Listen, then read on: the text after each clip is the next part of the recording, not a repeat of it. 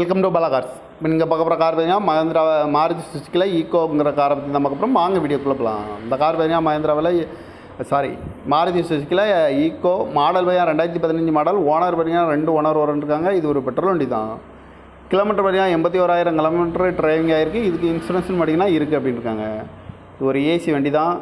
காரோட ப்ரைஸ் என்ன சொல்கிறாங்கன்னா 3,25,000 சொல்கிறாங்க. ரெண்டு குறைக்கணும்னு சொல்லியிருக்காங்க. குறைச்சி பேசி இந்த காரை பைப்புங்கன்னு சொல்லியிருக்காங்க.